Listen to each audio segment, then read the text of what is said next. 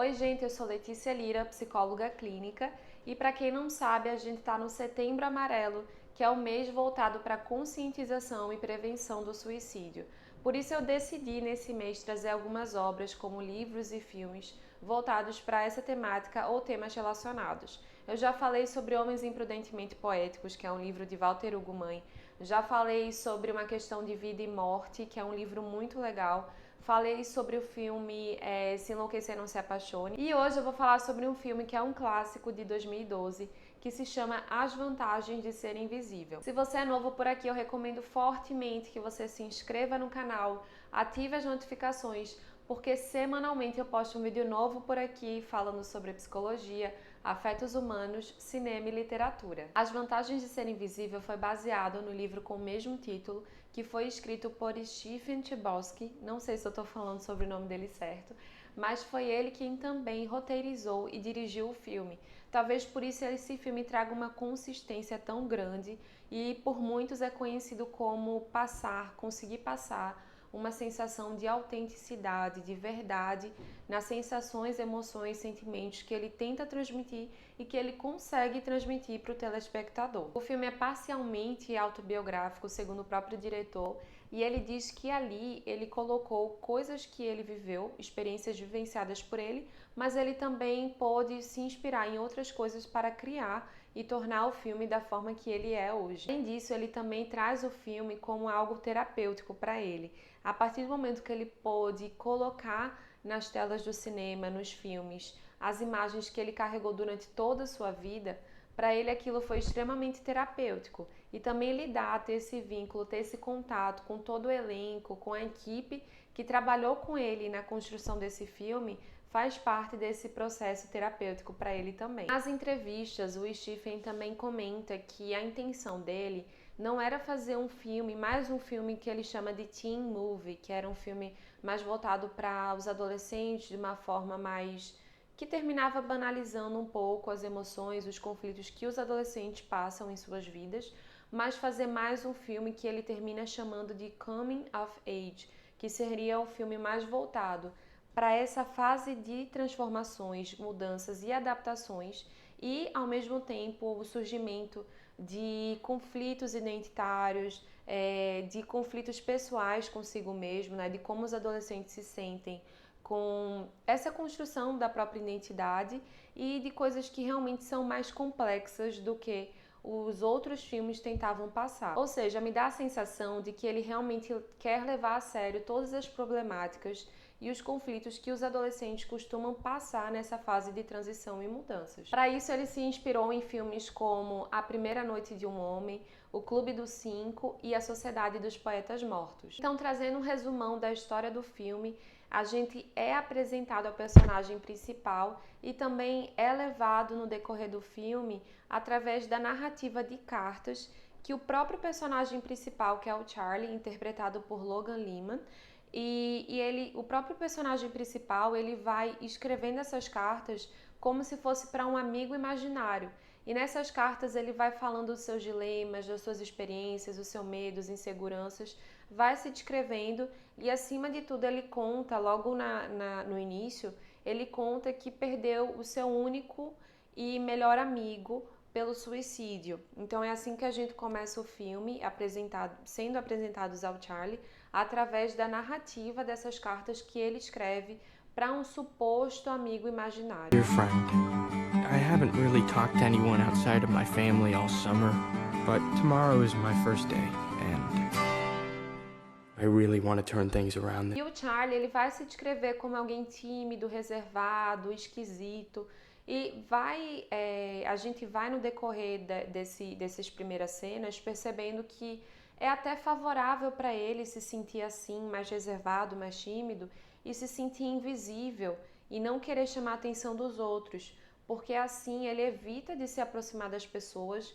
de criar vínculos e também evita de sofrer no caso do rompimento dessa relação. O curioso é que, apesar do desejo dele ser acabar o ano letivo o mais rápido possível e se livrar da rotina escolar, ele, nessas cartas no início, ele também fala que gostaria de ter uma nova vida, gostaria de ter novos amigos, e logo no início a gente se depara com uma cena que é bem famosa, que é a entrada de um túnel, a câmera em movimento virada para a entrada de um túnel. E nessa cena, a gente escuta uma música que se chama Could It Be Another Change? E essa música, ela relata um processo de transformação também. Relata o processo da gente amar, só poder amar os outros se a gente também se amar. E ela traz um pouco desse... É quase como se trouxesse um presságio do que está por vir pela frente e desse desejo que Charlie tem apesar de tudo. Então, nessa tentativa de passar como uma pessoa invisível, de não ser percebido pelos outros na escola, ele termina se deparando com Sam e Patrick. A Sam é interpretada por Emma Watson e o Patrick é interpretado pelo Ezra Miller, se eu não me engano. Depois eu confirmo para vocês. Mas ele encontra essas duas novas pessoas que, no momento que ele conhece, me parece que os olhos dele brilham e ele tem uma admiração pela forma como esses dois se comportam, pela maneira como eles parecem não estar nem aí para os outros, eles vivem a vida, eles quebram as regras. Então o Charlie ele se depara aparentemente aí, né, a partir desse momento, com um novo mundo. Em paralelo, Charlie também entra em contato com um novo professor de literatura do seu ano, e esse professor, ele vai prestar atenção no Charlie, né, que ele não estava participando da aula, mesmo já sabendo do conteúdo, e ele vai também abrir um espaço para que Charlie se expresse de alguma forma. Então, tanto esse professor, que aparece bem menos no filme, mas que tem a sua relevância, quanto o Sam e o Patrick, eles vão representar uma abertura para que Sam comece a olhar para sua história de uma nova forma e comece a ressignificar essa sua própria história. E nessa vinculação, nessa amizade que está ali se iniciando entre Charlie e a Sam e o Patrick, você consegue perceber que o Charlie, ele encontra um espaço ali onde ele se sente amado, onde ele se sente pertencente e onde ele se sente acolhido. Então ali ele começa a se sentir à vontade para desconstruir e construir significados, crenças que antes já estavam ali bem enrijecidos sobre ele mesmo, sobre os outros, sobre o mundo. E ele também começa a entrar em contato com isso a partir de novas experiências que o próprio mundo de Sam e Patrick proporcionam para ele. Então, a partir desse momento que ele cria essa amizade com eles, ele também tem um espaço para poder se expressar e para poder realmente sentir quem ele quer, quem ele gostaria de ser e quem ele estava sendo naquele momento. Tanto que, em certo ponto, o Charlie ele começa a diminuir a frequência de escrita de cartas para esse amigo imaginário, que até certo ponto também era terapêutico para ele, porque ele conseguia se expressar mesmo quando ele se sentia muito sozinho, mas na medida que ele ia aumentando essa frequência de saída, de festas, de experiências com esses amigos, ele ia diminuindo também essa necessidade de estar ali escrevendo para esse amigo imaginário. Ele também vai se tornando um Charlie mais aberto, mais confiante, mais alegre, porque ali ele consegue sentir que ele tem um lugar, né, que ele se sente pertencente. Isso me remete a duas coisas que eu gostaria de falar aqui, abrir um parênteses, que é: uma é que quando a gente entra numa relação genuína, ela tem uma possibilidade, tem uma potência de trazer mudanças para os dois lados. A tendência é que exista transformações de percepções dos dois lados. Então o Charlie ele se depara com isso a partir dos outros, a partir desse contato com outras pessoas, o mundo dele começa a se abrir. E aí, o outro ponto que eu queria trazer, vinculado a esse também, é que muitas vezes a gente não vai encontrar um refúgio nas nossas famílias, que é o que a gente termina esperando, né?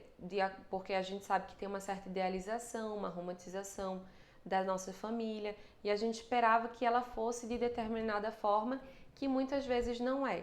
E aí a gente termina encontrando refúgio não na família, mas em amigos, em pessoas que estão ali próximas, às vezes pais de outros amigos, e tá tudo bem, porque ali a gente encontra um novo ciclo que vai nos acolher e também nos fazer sentir confortáveis com a nossa forma de se expressar, com quem a gente quer ser, né, com o que a gente acredita.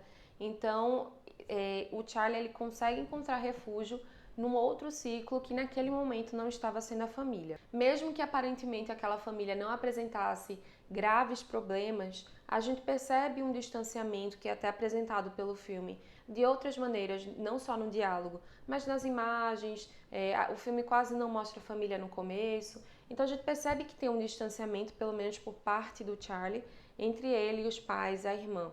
Então ele consegue encontrar esse lugar com outras pessoas que não seja a família naquele momento, e foi o que ajudou a realmente ter essa potência de vida naquele momento. E outra cena clássica que quem já assistiu o filme com certeza vai lembrar é a cena final, que os três estão saindo do túnel e aí o Charlie tá ali no carro com a Sam e o Patrick, e aí o Charlie decide sair do carro, né, pra sentir o vento no rosto, pra estar ali curtindo, os três ouvindo a música de David Bowie, Heroes, que é uma música que fala também muito sobre as tantas possibilidades de quem a gente pode ser durante um dia, né? Porque no outro dia vai existir outras oportunidades e são infinitas. E é exatamente o que Charlie fala. Eu me sinto infinito, porque ali ele entra em contato com as várias possibilidades de quem ele pode ser dentro das suas condições, claro, mas das várias possibilidades que estão ali dispostas para ele, das coisas novas, inusitadas, que ele está aberto a experienciar. And in this moment, I swear, we are infinite.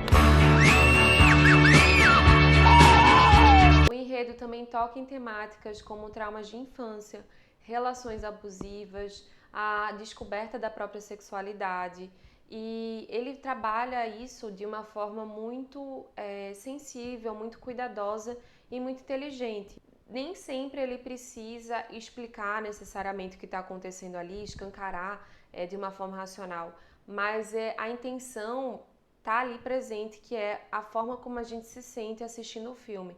Ele consegue trabalhar muito bem com as sensações, emoções, sentimentos que eles nos geram a partir de imagens, de músicas, de situações vividas ali, que não precisam nem sempre ser explicadas, mas que conseguem passar, transmitir o que é aquela sensação, que termina sendo uma sensação universal, que todo mundo já passou em algum momento. Apesar de as vantagens de ser invisível, tocar em temas fortes, delicados, intensos, ele dá espaço para conflitos, medos, inseguranças, sonhos, projetos que todo adolescente pode vivenciar. Para mim, em particular, me passa uma sensação de esperança no final do filme, como se passasse uma mensagem de que a nossa história não nos resume.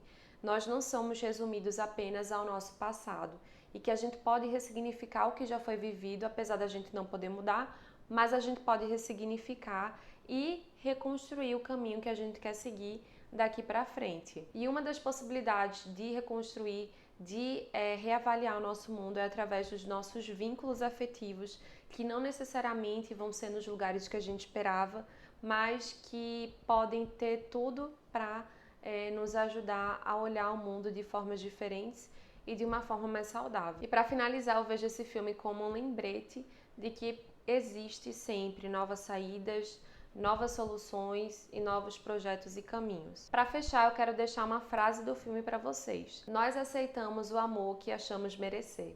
Pensa sobre isso. Everyone I love pick people who treat us like we're nothing. We accept the love we think we deserve. Se você sente que precisa conversar com alguém e tá difícil seguir sozinho, procure um profissional da saúde mental, como um psicólogo ou um psiquiatra. E se não for possível para você nesse momento, procure clínicas, escolas e universidades que oferecem atendimentos psicológicos de forma gratuita ou com um valor simbólico. E também tem o CVV, que é o Centro de Valorização à Vida, que oferece atendimento através de chamada de voz ou através do chat. O número deles é 188 e eu vou deixar aqui também o site deles. Se você gostou do vídeo, lembra de ativar as notificações, se inscrever no canal, porque isso ajuda o YouTube a distribuir esse conteúdo para mais pessoas que curtem essa temática. E se tiver alguma outra sugestão, vocês podem colocar aqui nos comentários e também dizer o que vocês acharam, se já assistiram, não assistiram, enfim. Até o próximo vídeo.